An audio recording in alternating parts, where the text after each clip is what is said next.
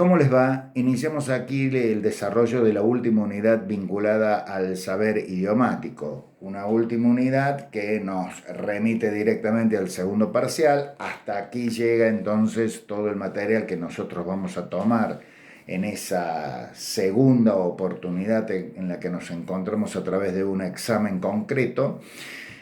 Y es también la última parte en la cual hacemos referencia expresamente a la gramática castellana, puesto que ya en la tercera y la cuarta parte de esta asignatura lo que intentamos hacer es que ustedes produzcan sus propios textos y por lo tanto desarrollen ya el conocimiento adquirido en estas primeras 9 unidades.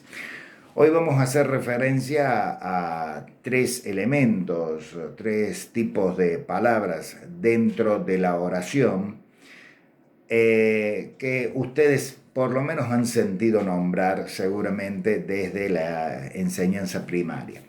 El verbo, el gerundio y los adverbios. Siempre hacemos una aclaración cuando nos introducimos en este tipo de unidades. Nosotros no estamos pretendiendo que ustedes aprendan un idioma. Es más, estamos absolutamente convencidos que la mejor manera de aprender un idioma no es a través del conocimiento de la gramática. La gramática es algo que viene después, es algo que viene más adelante para describir, para explicar, para perfeccionar el conocimiento que uno tiene vinculado con el uso precisamente de la lengua de la cual se trate. En este marco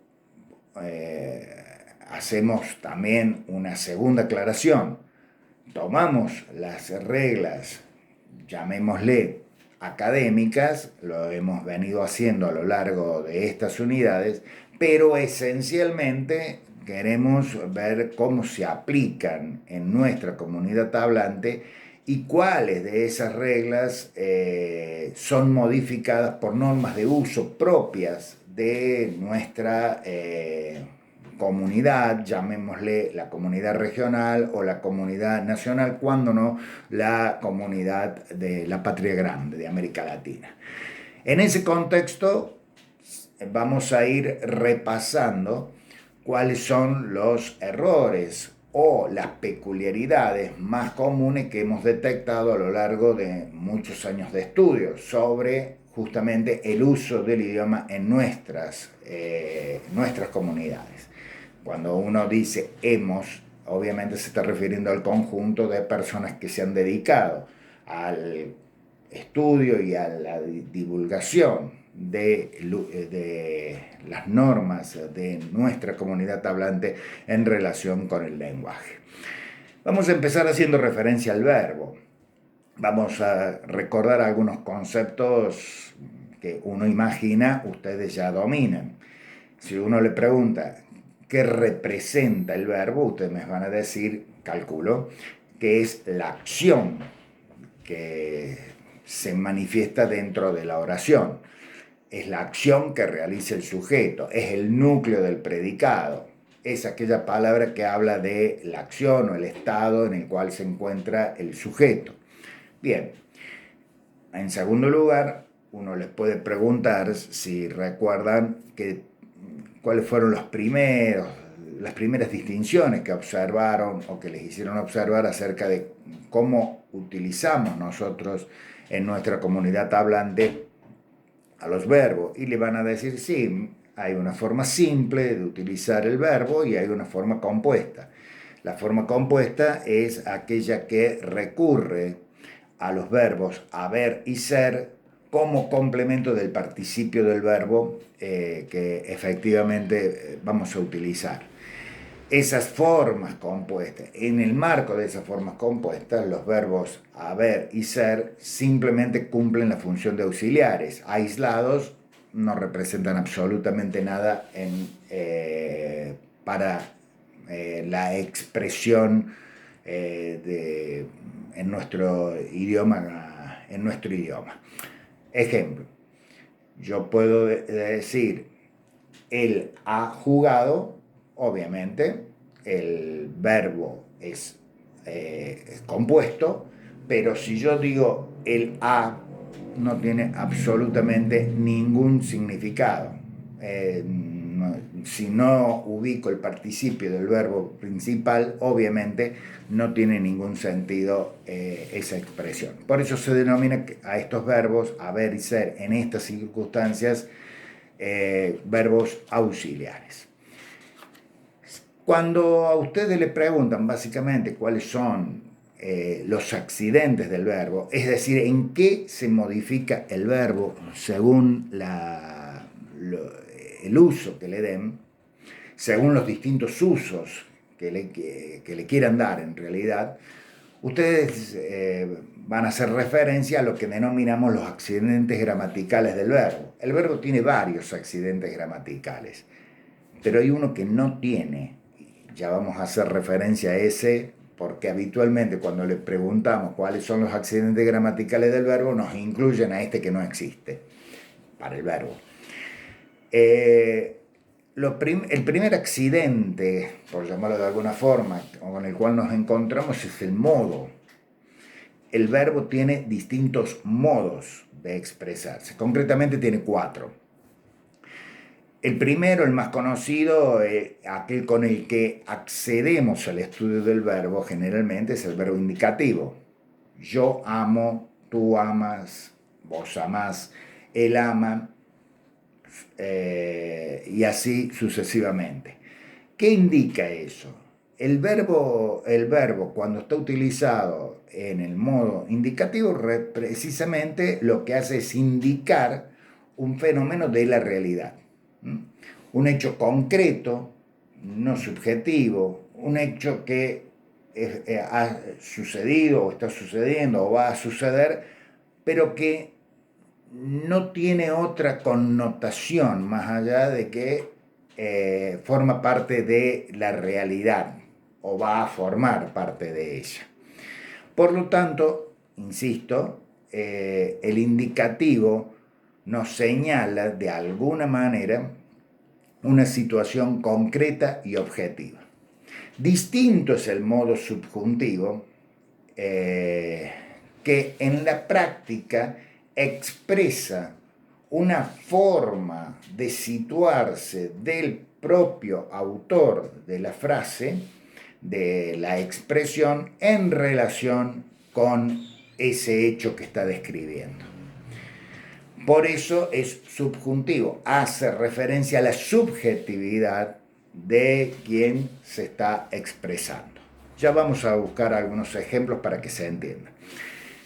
El tercer modo es el imperativo, dar la orden. Por lo tanto, ¿qué persona no aparecería nunca no aparece en el modo imperativo? La primera persona del singular. Yo no puedo, desde el punto de vista gramatical, ordenarme a mí mismo algo. Por lo tanto, siempre es un verbo que se utiliza para otros, a lo sumo para el nosotros. Y el cuarto modo es el condicional. Es decir, uno plantea que puede existir una acción siempre y cuando suceda algo. Es decir, esa acción depende de otra para que suceda. Vamos a trabajar con un ejemplo muy sencillo para que ustedes noten la diferencia. Vamos a suponer que yo describo una situación de ustedes, en tercera persona y del plural, en este caso. Yo digo, ellos estudiarán. Estoy haciendo referencia al modo indicativo y estoy señalando algo que va a suceder, que va a estar inmerso dentro de la realidad futura de esta tercera persona del plural. Ahora, si yo planteo, ellos habrán estudiado en agosto para el segundo parcial, ese habrán estudiado implica una subjetividad. Es decir, yo estoy planteando un hecho futuro, habrán estudiado, es decir, me estoy situando, supongamos, en el momento del segundo parcial, pero estoy dejando librado a la subjetividad de ellos, en este caso de ustedes, efectivamente el realizar o no la acción. Si yo digo, ellos habían estudiado, vamos a utilizar el mismo ejemplo, pero en pasado, habían estudiado para el parcial, estoy diciendo de que algo en la subjetividad actuó para que yo no utilice el indicativo. Yo no dije, ellos estudiaron. Yo dije, ellos habían estudiado. Por lo tanto, hay algo allí que integra la subjetividad, ya sea del emisor o que el emisor presupone que existe en la tercera persona del plural, que hace que no pueda utilizar el indicativo como con la seguridad de estar describiendo un hecho real y concreto. Espero que se entienda. Obviamente, tanto el indicativo como el subjuntivo tienen varias formas a su vez, pero nos vamos a quedar simplemente marcando con claridad esta diferencia. En algunos casos donde se producen errores o confusiones, nos vamos a detener más adelante. El tercer modo, dijimos, es el imperativo. Estudien, le diría yo a la tercera persona. Le ordeno que estudien a ellos. Y el modo condicional podría ser utilizado de esta manera. Si ellos tuvieran tiempo, condición, estudiarían para el parcial. Está claro, puse una condición, ya vamos a ver después cómo se conforma la oración condicional en estos casos, y luego el verbo aparece en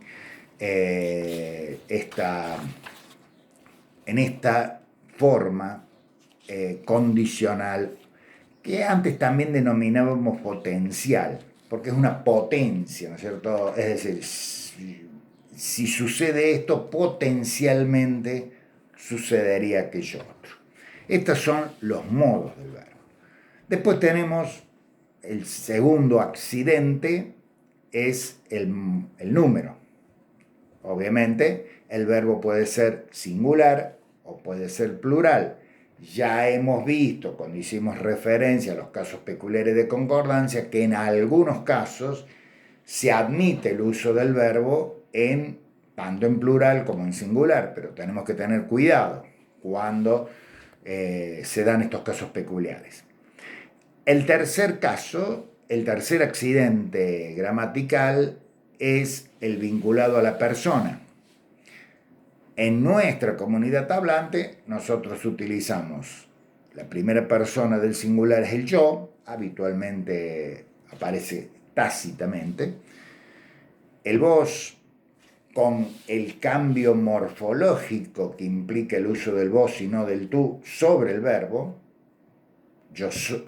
Vos sos, digo, en nuestra comunidad hablante, y no digo tú eres, más allá de que alguna traducción de alguna canción de Roberto Carlos siga utilizando el tú.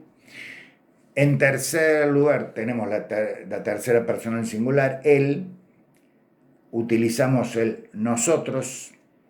Utilizamos el ustedes en lugar del vosotros. Y fíjense que el ustedes lleva a que utilicemos el verbo en tercera persona, no en la segunda persona del vosotros.